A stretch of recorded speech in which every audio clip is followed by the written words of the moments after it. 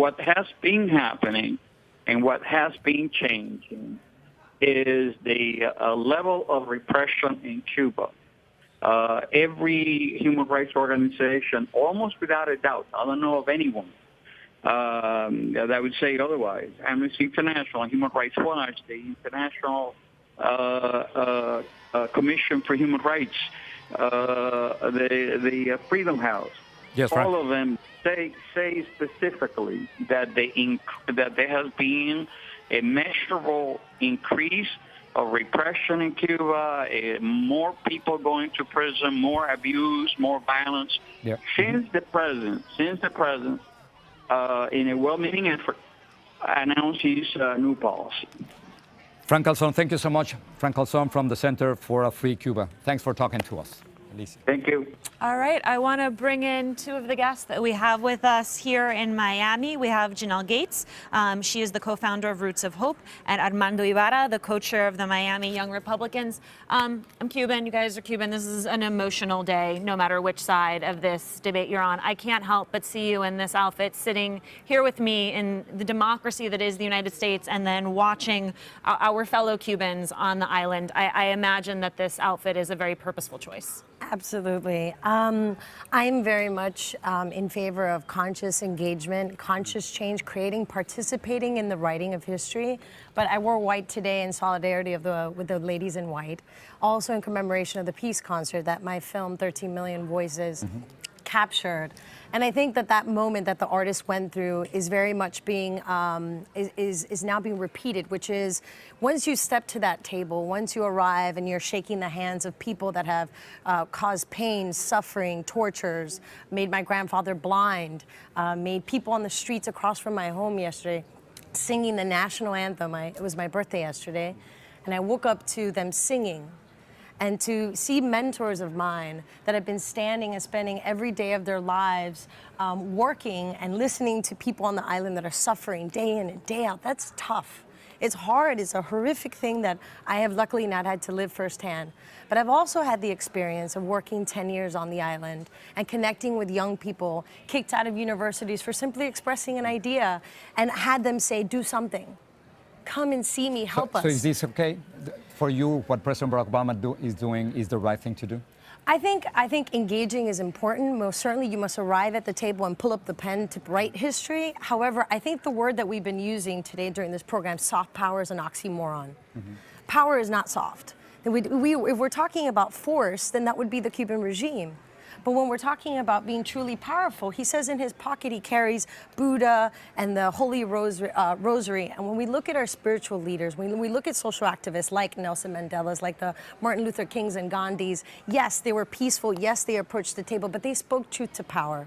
So it really lies now in whether the president is going to take this opportunity to speak truth to power, to represent the pain and the suffering of my community, and ultimately to represent a beacon of not commerce. Around Latin America, the people watching here, I'm sure that as conscious human beings, we're oftentimes embarrassed of being thought of just capitalist. So how can the U.S. president arrive in Cuba and just be talking about deals of commerce? Views, you know? Well, I mean, I agree with her last statement, and you know, I'm generally more skeptical of this process and Obama's political reapproachment with the Castros. When you see President Barack Obama in Cuba shaking hands with, well, you know, it brings up a lot of mixed emotions. You know, and it's a very emotional moment. You know, my father was a political prisoner.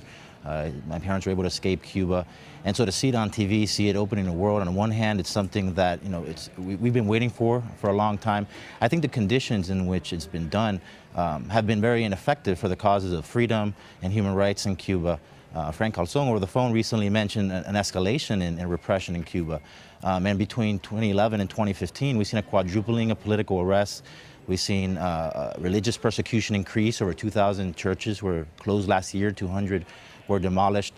Cubans are being denied refuge in churches for being anti-revolutionaries.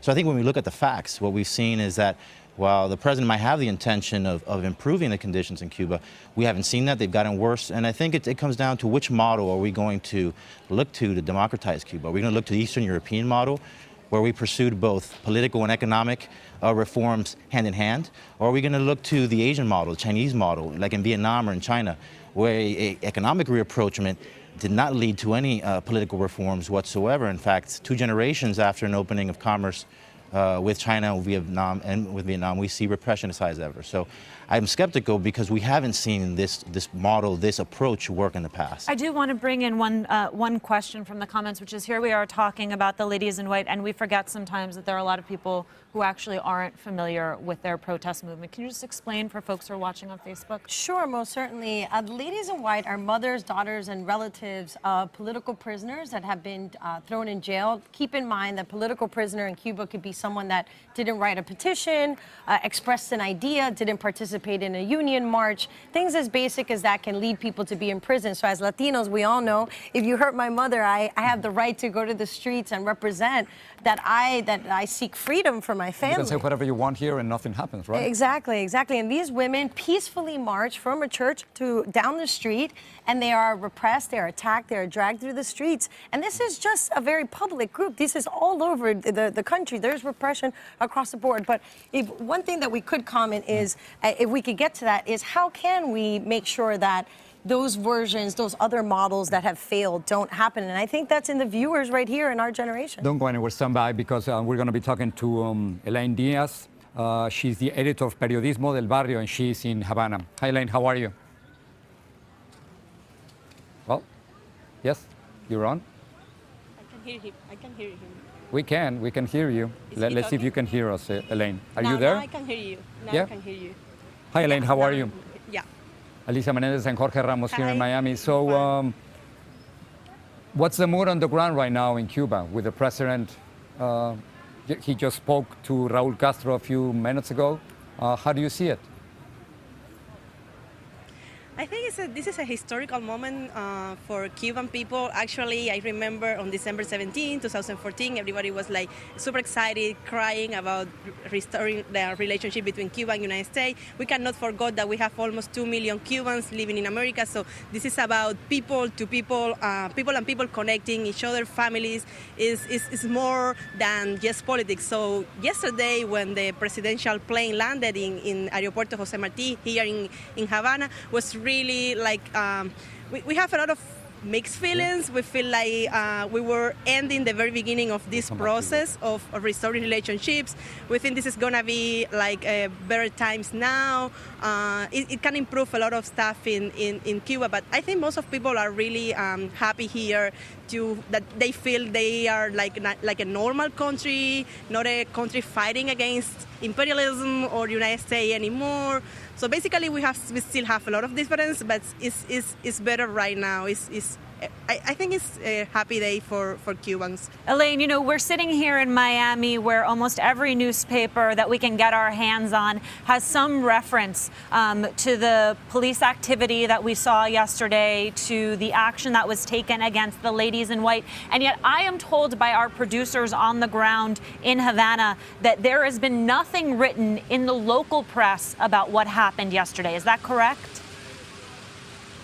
Yeah, that's correct. We are here in Havana. We're non-official media outlet, no TV, no radio, not print press has show anything about the ladies in white or short detentions or anything regarding that issue here. So basically, it's zero information about that on official press. Although on social media, people can get some news, but who can access to social media in Cuba right now? It's really hard. So basically, there's zero information about that.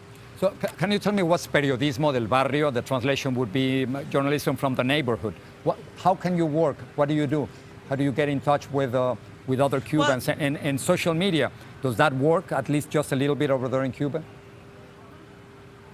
Sure. Periodismo del Barrio is a non-governmental organization focused on producing communication and journalism regarding communities vulnerable to climate change, natural disaster, focusing on local development and trying to portray a different side of the Cuban reality, not just the good side that Cuban media portrays, or not just the bad side some international media portrays, but a more balanced side. We are focused on poor people, on poor communities. We are addressing issues like housing, like people who pick up food from garbage or any sort of information regarding that. We are doing long-form narrative journalism, so it's basically 5 reports, long reports every month, and we try to go out of Havana, not just based here in Havana, but trying to portray people who are outside of Havana. And we are actually focusing on the people left behind by the reform, because there is all those speech about reforms, about entrepreneurs, about private businesses, but there's so many people left behind, and we want to pay attention to the reality of those people. Elena, thank you. Just one quick question. So, as long as you don't get involved in politics, you're fine, right? But what happens if you... Can you criticize the government? Can you say something critical of Raúl Castro? I have done, actually. And what happened? I think so. I mean, I have done that. So far, nothing has happened. I mean, I received a lot of complaints at the university by my bosses. I have received a lot of pressure, but I haven't been in jail. So it's really hard to criticize the government here. But you can do it, or you can try to do it. And as far as I know, nothing has happened to me. Elaine, thanks so much, and keep on expressing yourself with no censorship. Thank you so much, Elaine. Well, our commenters are certainly expressing themselves with no censorship. That's good. Lots of people who agree and disagree. Stefano says, gotta love censorship, speaking to the fact that the Cuban press had not necessarily covered what happened yesterday in the same way. There's also Ildefonso, who says, I want to hear how the people of Cuba feel about this trip and not the former Cuban 1%. I think that's a nod to the 3 of us guys.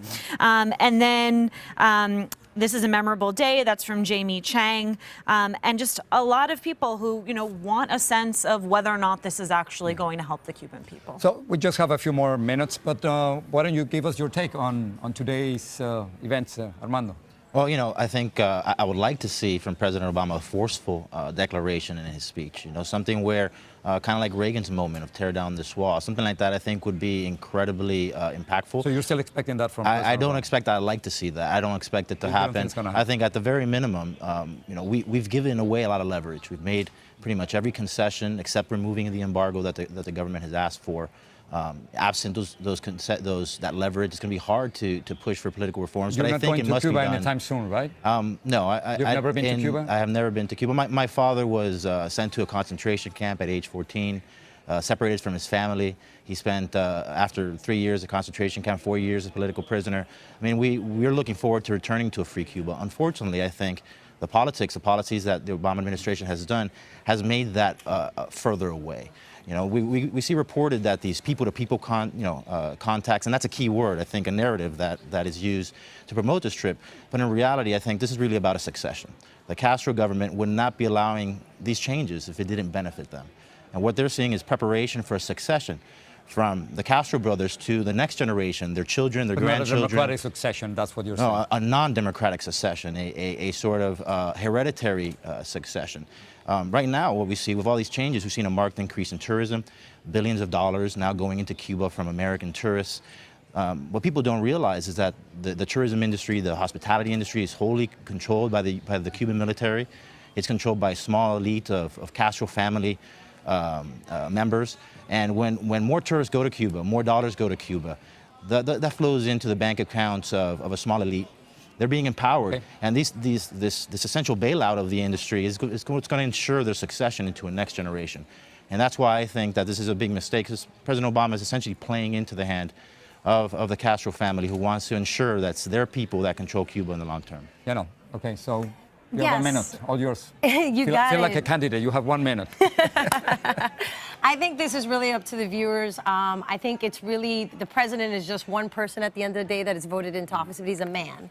And every person that's watching here right now, that's on their Facebook and laptops, we are ambassadors too. We're ambassadors in this country for what Latinos can do, both in Cuba and around the world, in Mexico, all over the world.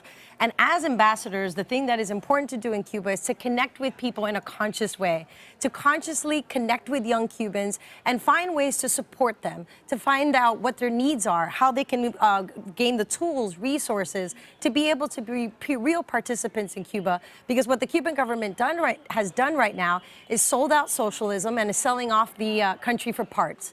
So we can either stand by idly, or we can realize that we are ambassadors and we can be leaders in our communities. And it's true, they're gaining $1 billion, billions of dollars, and that's bad. And so we need to find ways to empower the people, to get resources into the people's hands, and so that we can really shape the future. But I have so much faith in us as Latinos in this country and in Cuba. There is amazing people that I would love all of you to meet. You can't reach them because the media doesn't allow you to see them within Cuba or outside. But you can if you go and you reach them and you get their phone numbers and you get their emails. Your life will be absolutely changed and inspired like mine has been. Where can we watch 13 Million Voices? 13 Million Voices, we'll be announcing it soon, but it's on Facebook. You can see the page of 13 Million Voices, as well as Roots of Hope, the nonprofit I co-founded and continue to support. Thanks for being with us today. Thank you so much. It's an important moment, no? And so we would just want to have many different voices. No, thank you. It's an honor. And one thing, those people in Versailles, I know that it's sometimes hard to understand, but I think we should also honor them. We always carry our past with us, and this is for them, not against them. And it's a matter of honor. I'm thinking about them, and I'm thinking how difficult it would be for them to shake the hands of the dictator, to shake the hand of people who kill your neighbors, your family members, who send you to prison. How can you do that, no? I'm not sure if I would have the courage, the strength to do something like that. Right. All right. I want to bring in one more voice from our commenters. This is from Hector Eraso, who says, Obama needs to speak openly and freely to the Cuban people and touch on normative values relating to freedom, freedom of speech, assembly, and the pursuit of happiness, maximizing individual contribution to society as opposed to government mandate. And something I am hopeful for is that President Obama will deliver parts of those speech in Spanish so that they cannot be retranslated. Which happens often. Very important. All right, so that's it. We know you're on Facebook. You're on social media, maybe not on the cameras here on TV. So that's why we're doing it for you and for us, of course. And for, do you think people in Cuba could watch this? No, right? It would be... Probably not, but there are some people that access Facebook, so there's a possibility. Entonces tenemos que decir que si están en Cuba, le mandamos un tremendo beso y abrazo. Está llegando, el día sí está llegando. All right, thank you so much. You want to say something else? No? All right. Okay, thanks so much. All right, adios, bye.